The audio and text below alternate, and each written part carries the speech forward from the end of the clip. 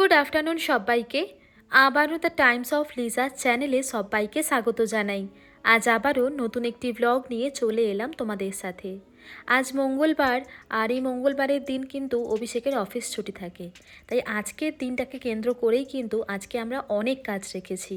আর যতক্ষণে কাজ করব তার আগে একটুখানি ভাবলাম ব্যালকনিতে এসে কি ফুল ফুটেছে একবার তোমাদের দেখিয়ে দিই। এই যে এখন এই গাছটার মধ্যে খুব সুন্দর সুন্দর ফুল আসছে, তো সেইগুলোই একবার আমিও দেখলাম আর তোমাদেরকেও দেখালাম। আর আজকের এই ব্লগটা এখন থেকেই শুরু করে দিচ্ছি।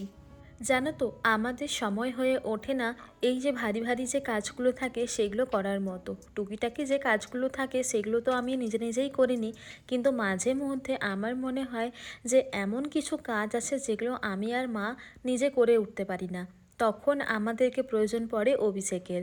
আসলে ওই যে পুচকেটা তোমরা দেখতে পাচ্ছ, ওটাকে নিয়ে একজনে থাকা দরকার। তো এই মুহূর্তে দেখো ওকে মা নিয়ে রেখেছে।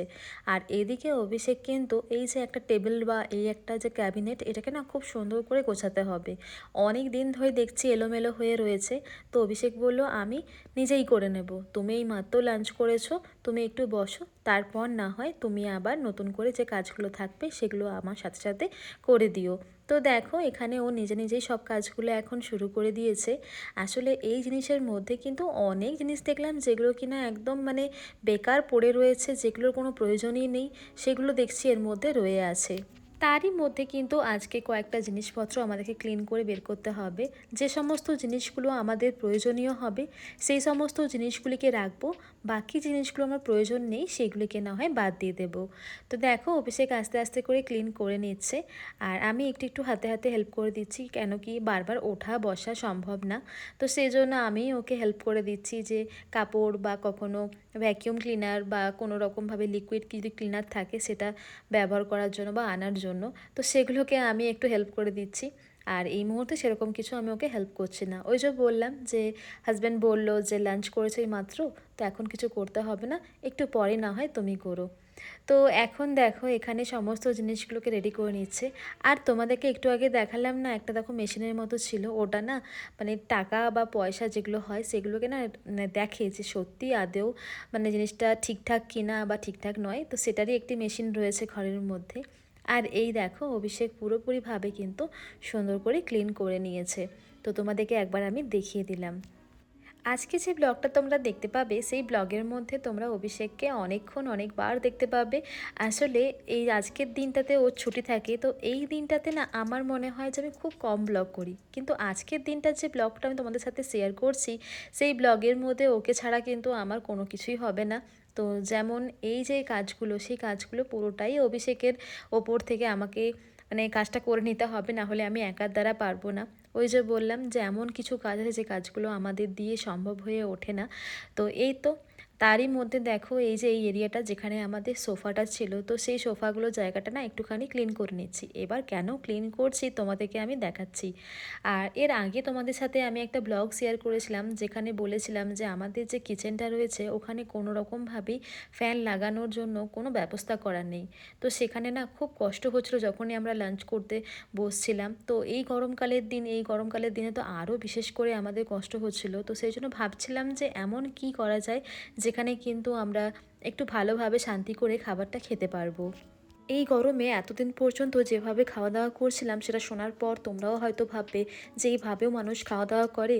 আর অলরেডি তোমাদেরকে আমি দেখিয়েছি যে কিভাবে আমরা খাওয়া দাওয়া করছিলাম। প্রথমত একটা জিনিস বলি যে আমাদের এরকম অবস্থার মধ্যে খাওয়া দাওয়া করতে আমাদেরও ইচ্ছে করতো না, কিন্তু কি করবে মানুষ যখন গরমকালের মধ্যে ফ্যান ছাড়া খাওয়া দাওয়া করতে পারা যায় না, সেরকম অবস্থায় মানে মানুষ হয়তো এরকমই করে। তো তখন আমরা লিভিং রুমের দিকে টেবিলটাকে টেনে পরে হয়তো খাওয়া দাওয়া করছিলাম, আবার হয়তো কেন সেরকম করেই খাওয়া দাওয়া করছিলাম, তোমাদেরকে ব্লগের মধ্যে দিয়েও দেখিয়েছি। কখনও আবার আমরা বেডরুমের মধ্যে এটা কিছু কাপড় টাপড় পেতে বেডের ওপরই খাওয়া দাওয়া করছি, যেহেতু এত গরমের মধ্যে খাওয়া দাওয়া একদম বিনা ফ্যান ছাড়া করা যাচ্ছিল না। তাই ভাবলাম এমন কিছু করা যাক যেটা কিন্তু খুব সুবিধা হবে আমাদের জন্য। তো যাই হোক দেখো এবার কিন্তু আমরা এই জায়গাটাকে পরিষ্কার করে নিয়েছি। মা আর অভিষেক মিলে কিন্তু দেখো টেবিলটাকে নিয়ে এসছে। আমাদের এই ডাইনিং টেবিলটা যতটা দেখে মনে হচ্ছে যে ভীষণভাবে ভারী, ততটা কিন্তু ভারী না, খুব লাইট ওয়েটের মধ্যেই রয়েছে। হ্যাঁ, দুজন মিলে তুললে পুরোপুরি যে খুব ভারী মনে হবে তা একদমই না। তবে একার জন্য আমার মনে হয় যে না তোলাই ভালো, আর একা তুললে সত্যি বলতে অনেকটা অসুবিধা হবে, কেন কি অনেকটাই আমাদের শরীরের তুলনায় অনেকটাই বড়। তো যে কারণে একা তোলা যাবে না, তাই দুজনের সাহায্যে এটাকে নিয়ে আসতে হলো। আর সত্যি বলতে মাকে আমি একদমই বলিনি যে মা তুমি তোলো করে।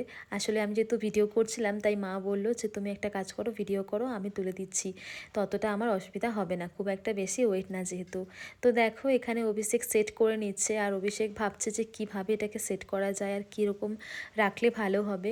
তো সব রকমভাবে দেখে নিচ্ছি, যদি মনে হয় যেভাবে রাখবো তারপর সেভাবে না হয় রাখা হবে।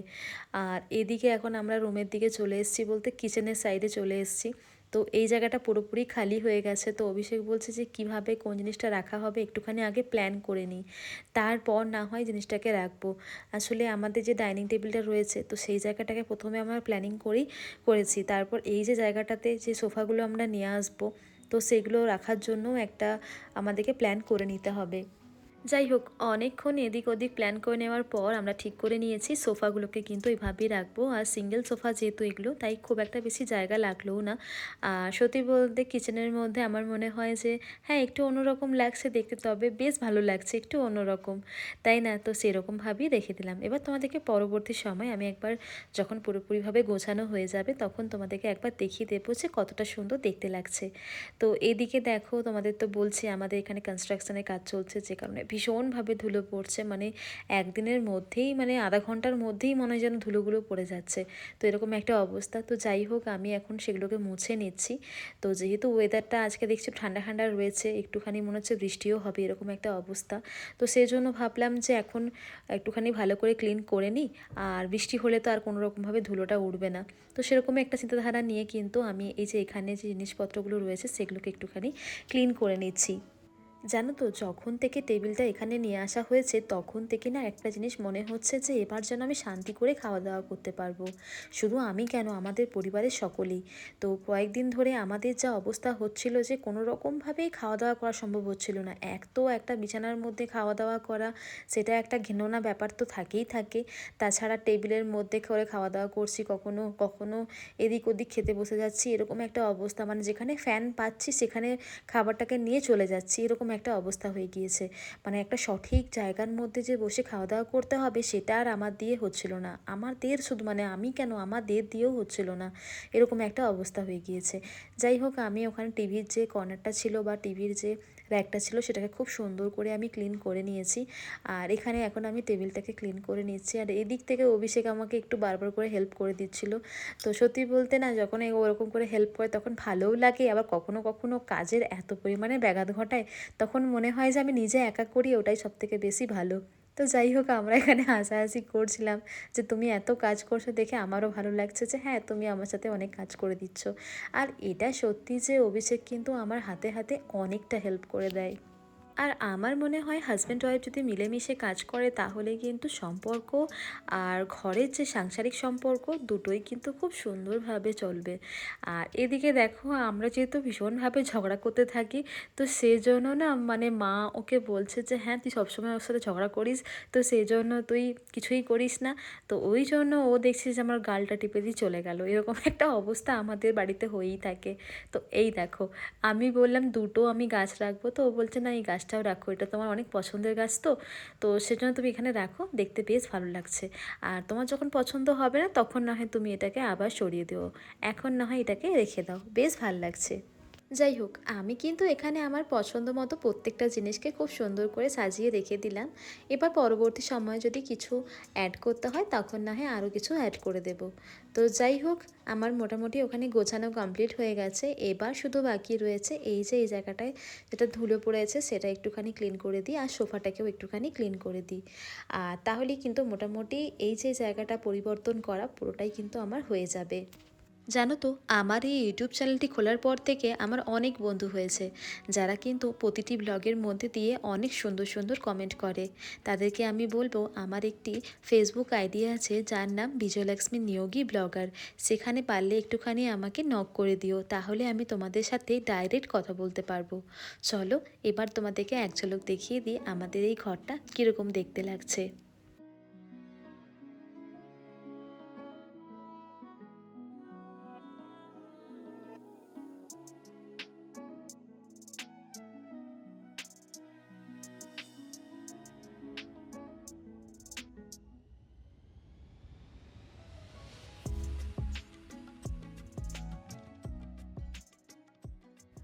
ঘরটা ভালোভাবে গুছিয়ে নেওয়ার পর চলে গিয়েছিলাম স্নান করতে। স্নান টান করে অনেকটা রেস্ট নেওয়ার জন্য সময় পেয়ে গিয়েছিলাম।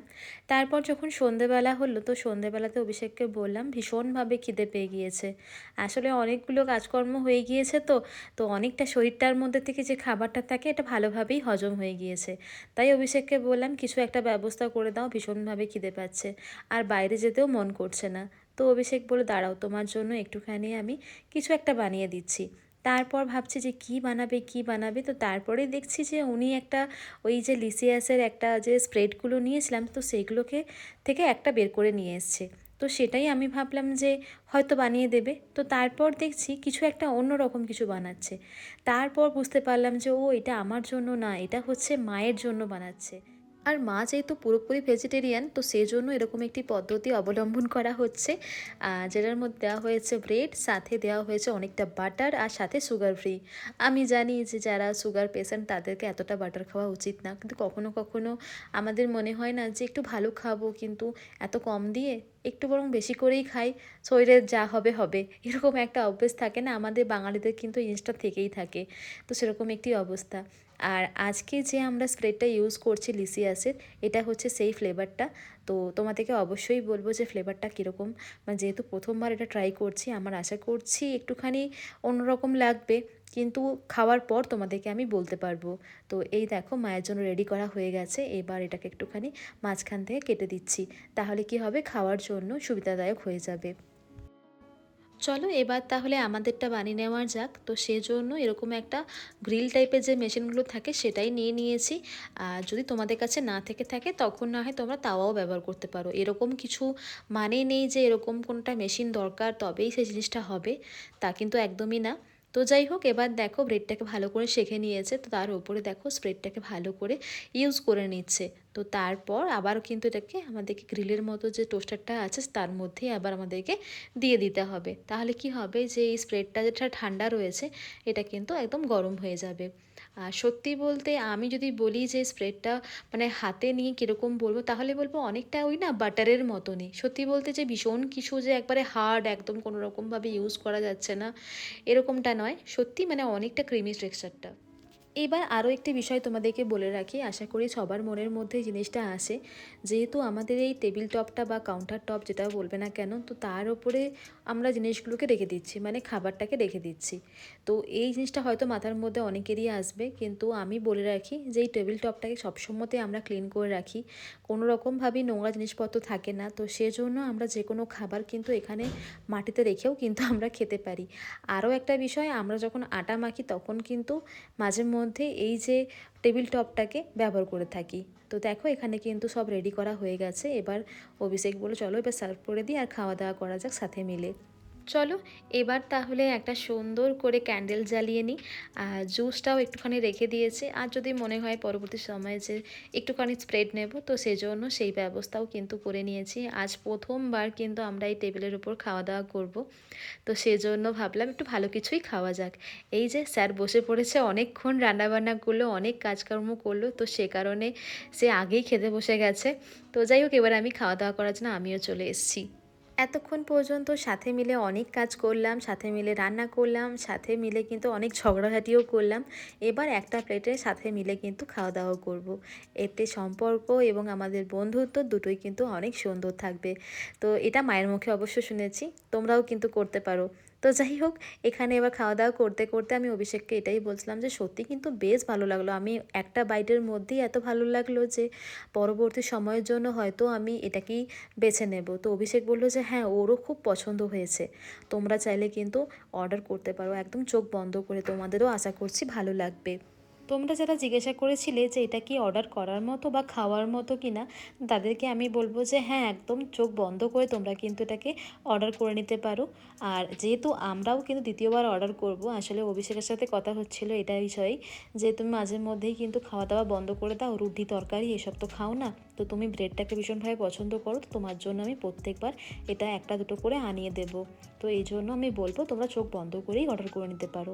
আর আজকের এই ব্লগ এখানেই শেষ করছি, দেখা হবে নেক্সট ব্লগে। ততক্ষণের জন্য ভালো থেকো এবং সুস্থ থেকো। আর আজকের এই ব্লগ তোমাদের কীরকম লাগলো সেটা কিন্তু জানাতে একদম ভুলবে না। তো চলো আজকের জন্য টাটা।